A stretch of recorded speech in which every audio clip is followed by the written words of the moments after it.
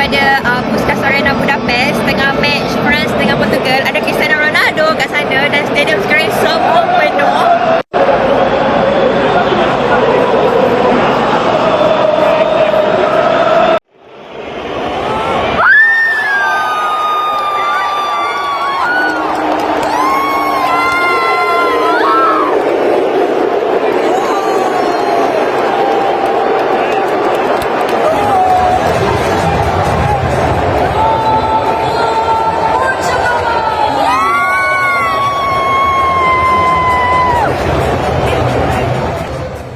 Assalamualaikum warahmatullahi taala wabarakatuh. Terima kasih kepada Profesor Madya, Dr. Abdul Latif Ahmad dan juga rakan-rakan saya dalam seminar komunikasi antara budaya.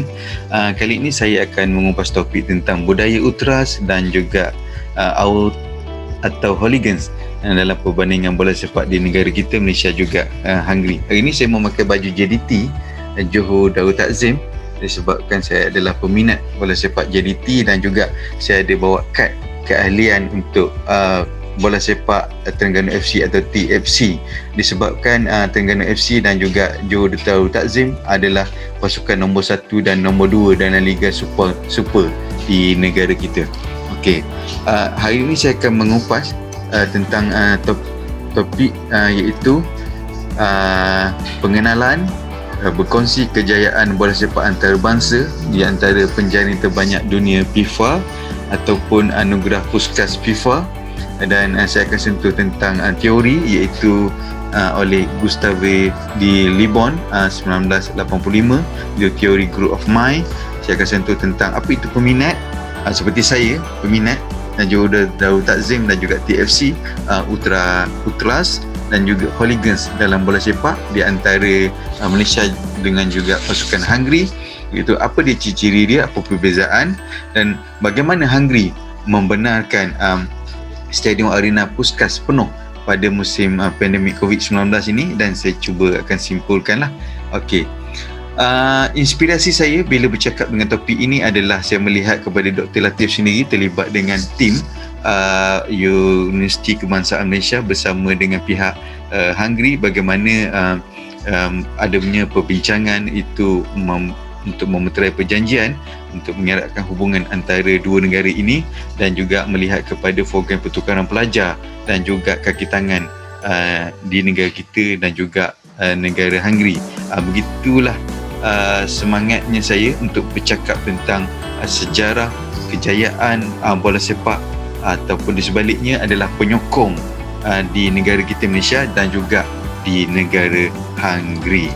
Okey, sedikit saya buat perbandingan di antara negara kita Malaysia dan juga negara Hungary. Penduduk kita ada 32 juta dan mereka yang beragama Islam adalah 63%, dan juga pasukan Hungary ataupun negara Hungary mempunyai penduduknya tak sampai 10 juta, dan dia punya yang beragama Islam pun 0.6% ataupun 60,000 orang lah penduduk di sana.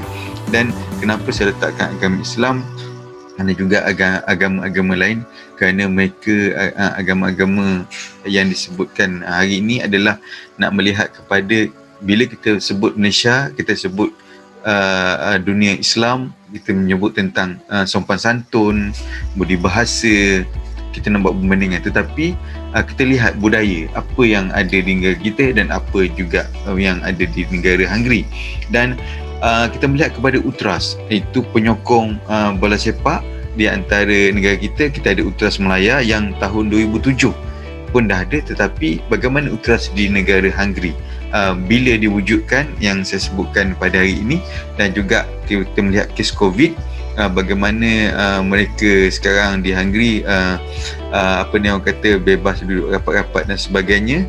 Kita 766,000 kes, dan juga di negara Hungary 808 iaitu kes COVID sehingga bulan Jun lah, yang apabila berlaku mula-mula dulu sampailah sekarang.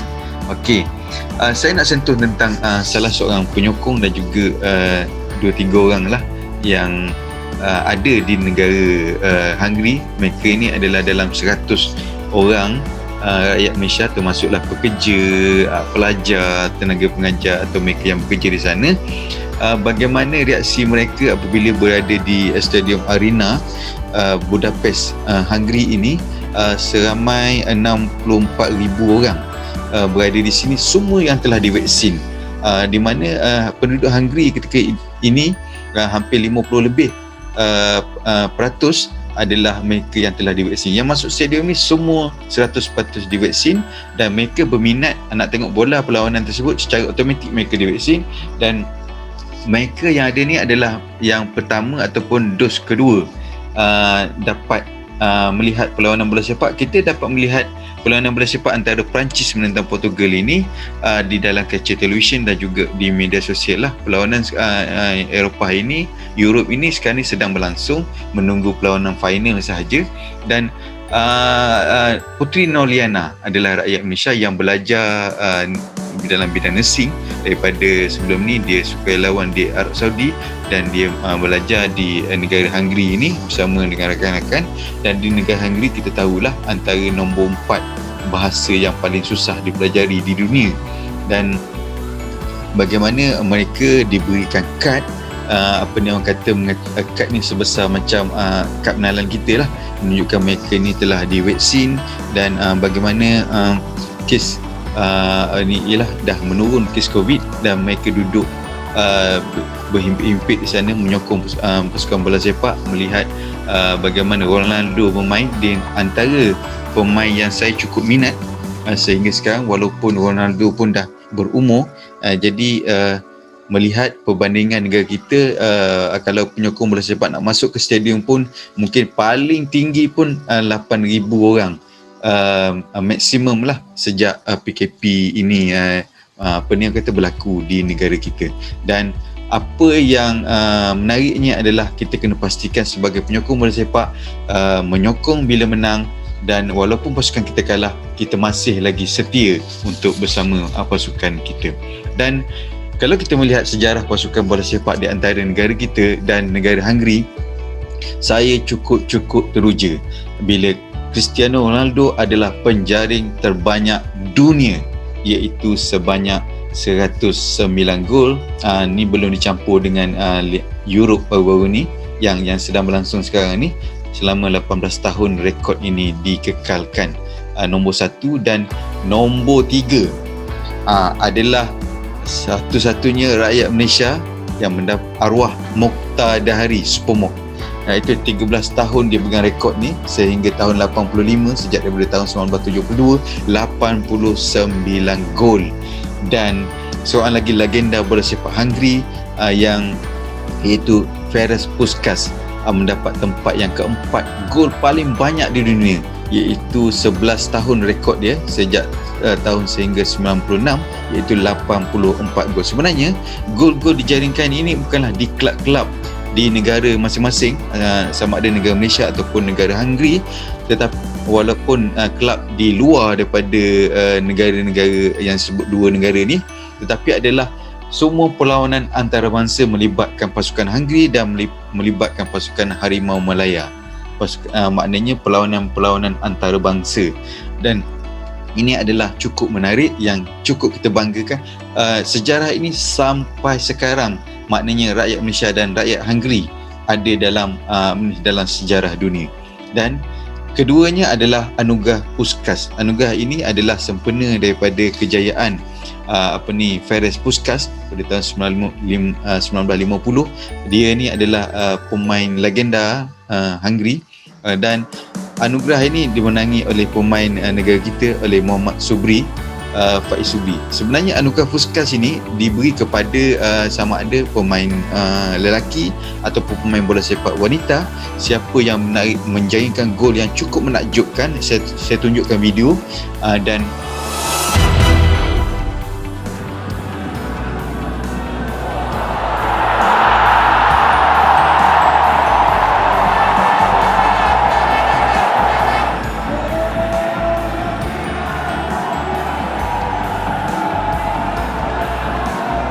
tunjukkan video dan gol itu dibuat undian dan mereka akan menang. Ini adalah gol yang paling menarik sekali di dunia pada tahun 2016 hasil undian rakyat di seluruh dunia kepada Faiz Subri. Maknanya dia dah sumbang gol ini ketika di Stadium Bandaraya Pulau Pinang. Dan ini adalah dua sejarah membanggakan dan apa yang melibatkan negara Hungary dan juga negara kita, pemain rakyat di negara kita ini adalah penarafan bintang oleh FIFA, itu Persatuan Bola Sepak Dunia, kepada pemain Malaysia di peringkat antarabangsa. Kemudian kita melihat kepada teori apa menyebut tentang penyokong. Teori Gustave Le Bon 1985, teori Group of Mind ini menyentuh tentang jumlah penyokong dan kedudukan mereka, di mana dalam stadium, di mana mereka duduk dan sebagainya, penting sebenarnya. Sebab contohnya penyokong duduk di belakang pintu gol adalah ultras misalnya, dan makna dan kepentingan perlawanan kepada penyokong. Misalnya perlawanan itu melibatkan pasukan pasukan Selangor, pasukan Kuala Lumpur. Memang perlawanan itu lembah Kelang, jadi amat bermakna derby lembah Kelang. Dan komposisi jantina seperti saya, family, saya bawa isteri, saya bawa anak-anak, nak memastikan anak-anak berada 90 minit dalam stadium, sudah pasti ada komposisi jantina. Saya boleh solat, saya boleh makan-makan kat dalam, nak memastikan anak-anak berada 90 minit. Tak puas hati dengan pegawai perlawanan, mungkin pengadil hari itu tak memihak kepada pasukan yang berkenaan, jadi timbulnya tak puas hati. Kawalan keselamatan pihak polis, misalnya ada kawalan keselamatan, maknanya pihak polis menjaga tidak ada kamera CCTV, dan sejarah hubungan antara pasukan dengan penyokong dan sebagainya. Misalnya Johor Darul Takzim Selangor sendiri adalah pasukan yang epik, yang kata orang pasukan yang lama, ialah menjadi perhatian sejak dulu lagi. Selangor menjadi sejarah pada negara kita. Lokasi perlawanan, kalau ada pergaduhan di negeri Perak misalnya, perlawanan menentang Johor misalnya, jadi adanya pasukan-pasukan ataupun negeri yang terlibat dibuat di negeri yang berkecuali. Disebabkan penyokong datang menyaksikan perlawanan, mestinya dia nak pasukan masing-masing menang. Tak ada penyokong yang datang nak pastikan pasukan mereka kalah. Begitu juga pentingnya pasukan kepada identiti penyokong. Ada setengah orang contohnya berada di Petaling Jaya, mesti dia akan menyokong PJ City. PJ City adalah satu-satu pasukan yang berada di Liga Super, liga yang terbaik di negara kita, tetapi tanpa pemain import mereka masih kekal dalam Liga Super. Begitu juga provokasi pihak lawan dan sebagainya. Provokasi inilah menyebabkan penyokong lain merasakan bahawa apa yang dibuat oleh penyokong yang provokasi tadi adalah betul sebenarnya. Contohnya pemain pasukan mereka dikenakan terjahan kaki dan sebagainya, dia tak puas hati pada pengadil, tapi pengadil tak beri kad merah dan sebagainya. Dia tak puas hati, dia baling botol dan sebagainya, botol air, tapi penyokong lain rasa betul tindakan tu, dia pun buat provokasi juga. Jadi ini adalah mob behavior yang dibuat kajian dalam hubungan situational factor, tingkah laku penyokong bola sepak oleh Gustave Le Bon. Dan seterusnya, apabila saya menyebut tentang Ultras Melaya yang ditubuhkan pada tahun 2007, mereka adalah penyokong setia, pemain ke-12 untuk pasukan bola sepak Malaysia. Tapi saya adalah peminat. Itu nak membezakan peminat Ultras dengan hooligans. Dan mereka akan berdiri di hujung, di belakang pintu gol, sama ada sebelah kiri atau sebelah kanan kita pintu gol. Dulunya di belakang pintu gol adalah mereka yang yang datang kerana tak mampu nak membayar tiket. Jadi tempat inilah adalah tempat penyokong tersebut. Tapi sekarang ni Ultras diberikan kepada mereka lah. Diorang datang awal, letakkan banner. Ini ada satu kelebihan kepada pasukan Ultras kerana mereka minat dan mereka dipanggil kepo. Ada ketua dia yang macam mana cara nak menyanyikan lagu, macam mana mereka boleh berdiri 90 minit berdisiplin tanpa henti. Dan tiada wanita, tiada kanak-kanak dalam Ultras Melaya. Dan inilah mereka setia sehingga satu ketika pada tahun 2009 negara kita menang, mendapat pingat emas dalam sukan C. Ini menyebabkan timbulnya semangat daripada pasukan Ultras nak menyokong pasukan Harimau Malaya. Seterusnya, apabila kita melihat kepada Ultras Hungary, apa dia cover daripada Couture, Tifo, Kepo, Flare dan Bong Asap ini.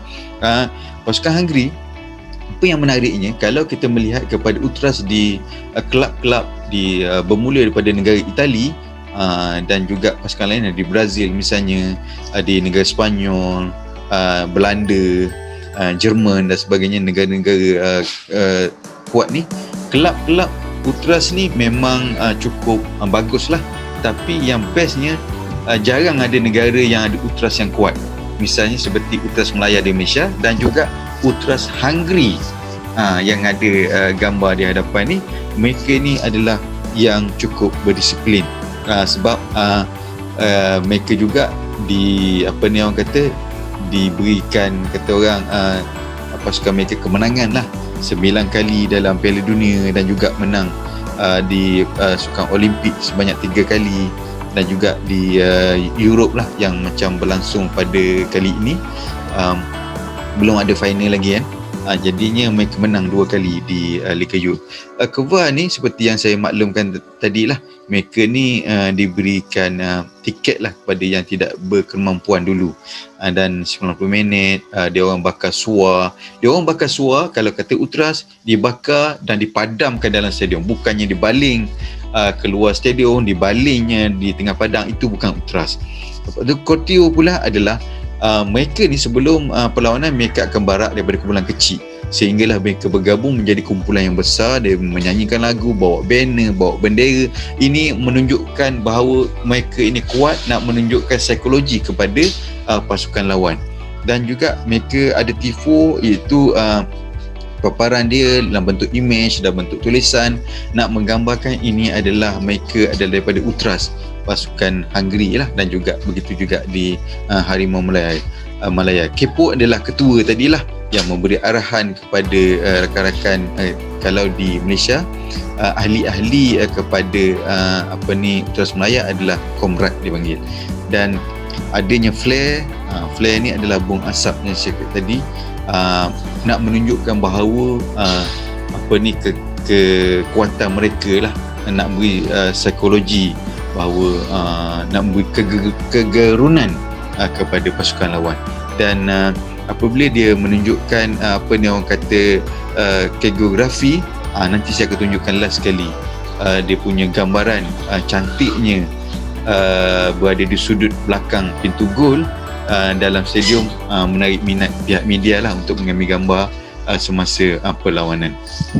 Dan budaya yang ada hooligan, kalau kita melibat hooligan bola sepak ni, disebut tentang something bola sepak, disebut tentang fanatik, tidak terkawal, ganas. Tidak seperti mana Ultras. Ultras adalah terkawal, tapi Ultras apabila disentuh, mereka akan mempertahankan diri. Itu Ultras. Tapi hooligan, mereka ni terlampau fanatik, mereka ni terlampau kasar, menyebabkan orang kata sasaran mereka ni tak kira lah pemain bola pasukan lawan, jurulatih pasukan lawan, pemain-pemain pasukan lawan, polis pun menjadi sasaran, pihak media dan mereka-mereka yang mereka tak puas hati. Cuma di sebalik dia orang mengamuk, di sebalik dia orang bergaduh, sama ada sebelum perlawanan, semasa perlawanan ataupun selepas perlawanan, mereka ini ada budaya underground. Mereka biasanya tidak buat di dalam stadium ataupun di luar saja, tapi mereka buat jauh daripada stadium. Supaya kenapa tau? Supaya tidak diambil tindakan oleh pihak polis ataupun ditangkap oleh pihak polis. Biasanya pihak polis akan menggunakan kerahan, sama ada menggunakan anjing, menggunakan gas pemedih mata, mereka akan gunakan kereta perisai. Tapi apa yang menyedihkan, apabila berlaku ialah ejek-mengejek, meludah, pertempuran, bergaduh ini, ialah dengan ada senjata dan sebagainya. Peristiwa yang tak baik berlaku pada tahun 2014 ketika perlawanan Suzuki AFF di antara Malaysia menentang Vietnam. Adanya penyokong daripada pihak Vietnam dan datang lebih awal. Kita lihat gambar di bawah tu, yang di tengah tu yang kena disepak gambar di atas tu, mereka ni bergambar dengan penyokong Malaysia, menunjukkan bahawa ada semangat setia kawan di antara pasukan Vietnam dan dengan penyokong pasukan Malaysia. Tapi apabila berlaku perlawanan, pemain Vietnam ketika itu dikasari, tetapi mereka tak puas hati dengan pengadil, kenapa tak diberikan kad merah dan sebagainya, mereka menunjukkan protes dan sebagainya. Tetapi hooligan di negara kita telah membuat orang kata mencederakan penyokong Vietnam ini, dan ini hooligan inilah dikecam oleh orang kata seluruh rakyat Malaysia, dan juga FAM sendiri pun tidak telah mengatakan bahawa budaya hooligan yang ada di negara kita ini adalah bukan budaya bola sepak di Malaysia. Jadi budaya yang sebagaimana budaya yang ditunjukkan oleh negara-negara yang saya kata budaya ultras inilah patut diterapkan kepada penyokong-penyokong peminat-peminat setia bola sepak, sebab mereka ini memahami sejarah, mereka ni penyokong setia, bila kalah dan sebagainya mereka tetap. Dan sebabnya ada setengah macam penyokong ataupun hooligan di Hungary dan di negara-negara lain, mereka memastikan bahawa dia ada 12 peraturan dia sebut, tapi saya sebutkan sebilangan dia. Hooligan dia kata dia melarang apabila bergaduh, melarang menggunakan senjata. Maknanya bergaduh, jangan bergaduh yang ni ramai, yang ni sikit, tak ada. Bergaduh sama ramai. Lepas tu ada lagi peraturan mengatakan jangan usik kalau ada orang kata penyokong yang jatuh, yang tak sedarkan diri. Bila bergaduh tidak ada wanita, tidak ada kanak-kanak. Lepas tu jangan ambil barang peribadi penyokong lawan, jangan melaporkan kepada pihak polis, dan tidak bergaduh tidak mengikut peraturan. Begitu sekali hooligan di negara-negara dan menunjukkan memaparkan pergaduhan yang mempromosikan lebih bersih. Begitu budaya di negara luar, dan budaya yang baik itu sepatutnya diikuti. Itu budaya ultras yang ada di negara kita ini, sepatutnya mana yang tak elok diperbaiki. Begitu sekali budaya ultras, hooligan, dan saya selaku peminat bola sepak di Malaysia.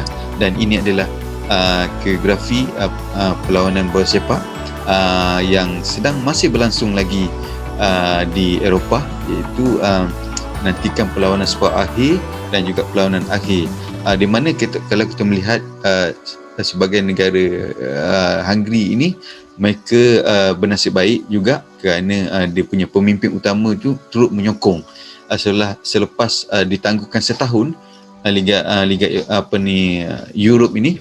Tetapi akhirnya dalam suasana pandemik, perlawanan ini masih berlangsung dengan seramai 84,000 memenuhi stadium penuh sesak. Dan ialah seperti yang saya tulis ini, bahawa ultras di kelab-kelab ternama itu adalah biasa, tetapi ultras bagi negara seperti Hungary, ultras di negara kita adalah ultras yang sebagai contoh lah, yang kita boleh paparkan. Oleh itu, penyokong ini sebenarnya amat dihargai, kerana penyokonglah yang membeli tiket perlawanan bola sepak, mereka lah yang menjana pendapatan kepada pasukan atau kelab, mereka lah yang membeli jersey original bagi pasukan, mereka lah akan menyumbang pendapatan kepada pasukan selain daripada pihak penaja lah. Jadi penyokong ini penting sebenarnya. Budaya penyokong ultras yang dibawa oleh penyokong pasukan masing-masing adalah mereka yang amat penting. Mereka hendaklah setia bila menang, dan apabila kalah masih lagi kekal memberikan sokongan sehinggalah pasukan mereka berjaya dalam kejohanan-kejohanan yang tertentu. Sekian sahaja perbandingan saya pada hari ini. Sekian wabillahi taufiq wal hidayah. Assalamualaikum warahmatullahi taala wabarakatuh. Bye.